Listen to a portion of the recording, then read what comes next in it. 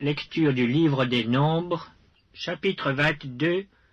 Les enfants d'Israël partirent, et ils campèrent dans les plaines de Moab, au-delà du Jourdain, vis-à-vis de Jéricho. Balak, fils de Tsippor, vit tout ce qu'Israël avait fait aux Amoréens. Et Moab fut très effrayé en face d'un peuple aussi nombreux.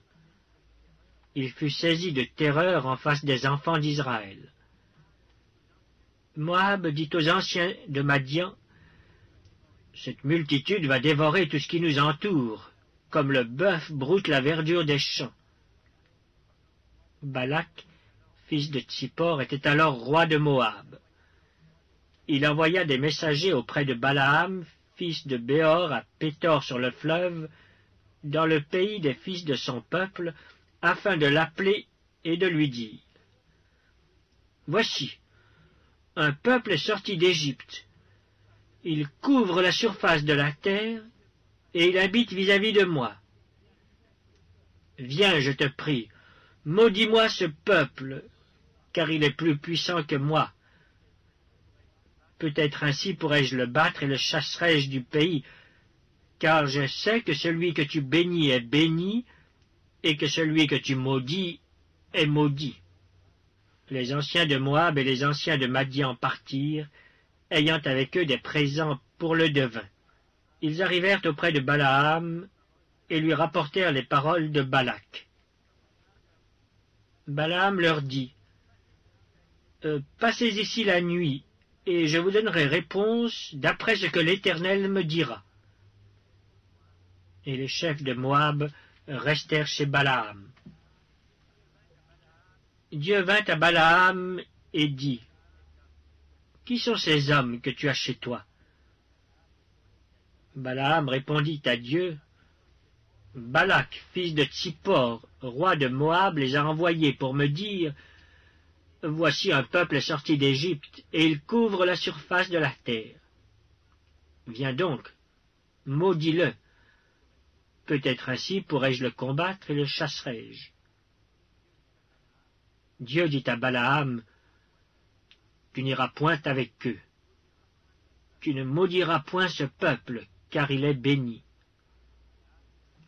Balaam se leva le matin, et il dit au chef de Balak, « Allez dans votre pays, car l'Éternel refuse de me laisser aller avec vous. »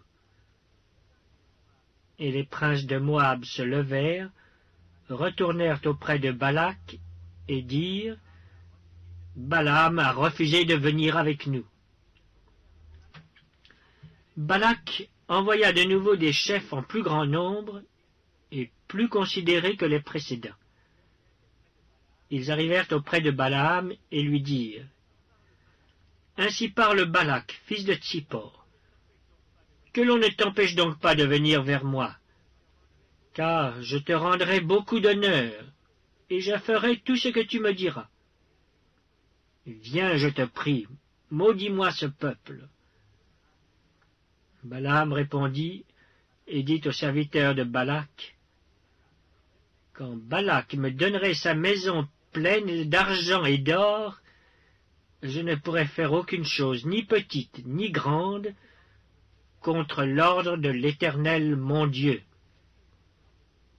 Maintenant, je vous prie, restez ici cette nuit, et je saurai ce que l'Éternel me dira encore. » Dieu vint à Balaam pendant la nuit et lui dit, « Puisque ces hommes sont venus pour t'appeler, lève-toi, va avec eux.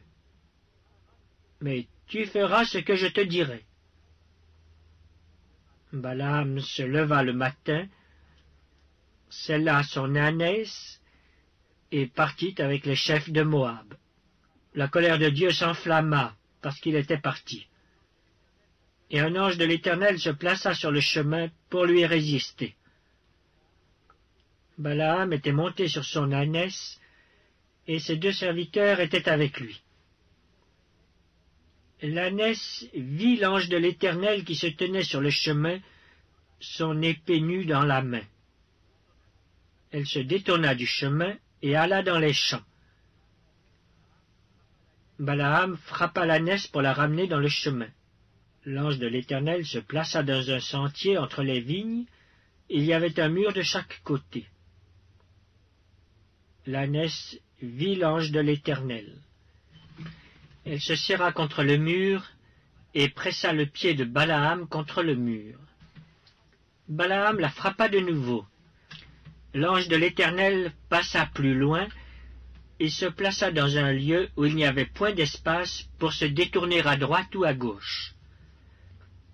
L'ânesse vit l'ange de l'Éternel et elle s'abattit sous Balaam. La colère de Balaam s'enflamma et il frappa l'ânesse avec un bâton. L'Éternel ouvrit la bouche de l'ânesse et elle dit à Balaam, « Que t'ai-je fait pour que tu m'aies frappé déjà 3 fois ?» Balaam répondit à l'ânesse, « C'est parce que tu t'es moqué de moi. Si j'avais une épée dans la main, je te tuerais à l'instant. » L'ânesse dit à Balaam, « Ne suis-je pas ton ânesse que tu as de tout temps monté jusqu'à ce jour? Ai-je l'habitude de faire ainsi? » Et il répondit, « Non. » L'Éternel ouvrit les yeux de Balaam, et Balaam vit l'ange de l'Éternel qui se tenait sur le chemin, son épée nue dans la main. Et il s'inclina et se prosterna sur son visage. L'ange de l'Éternel lui dit, « Pourquoi as-tu frappé ton ânesse déjà 3 fois? Voici, je suis sorti pour te résister, car c'est un chemin de perdition qui est devant moi. L'ânesse m'a vu, et elle s'est détournée devant moi déjà 3 fois.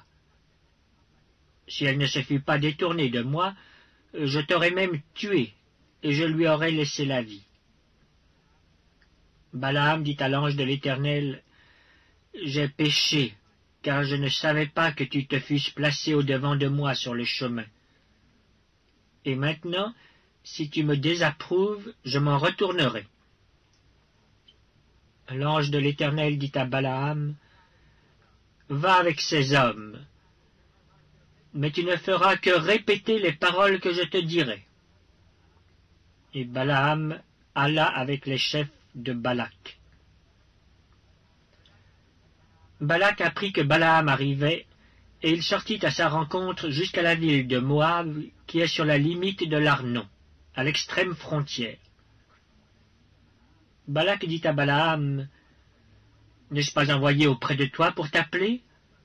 Pourquoi n'es-tu pas venu vers moi? Ne puis-je donc pas te traiter avec honneur? » Balaam dit à Balak, « Voici, je suis venu vers toi. Maintenant me sera-t-il permis de dire quoi que ce soit? Je dirai les paroles que Dieu mettra dans ma bouche. » Balaam alla avec Balak, et ils arrivèrent à Kirjath-Hutsot. Balak sacrifia des bœufs et des brebis, et il en envoya à Balaam et aux chefs qui étaient avec lui. Le matin, Balak prit Balaam et le fit monter à Bamoth-Baal, d'où Balaam vit une partie du peuple.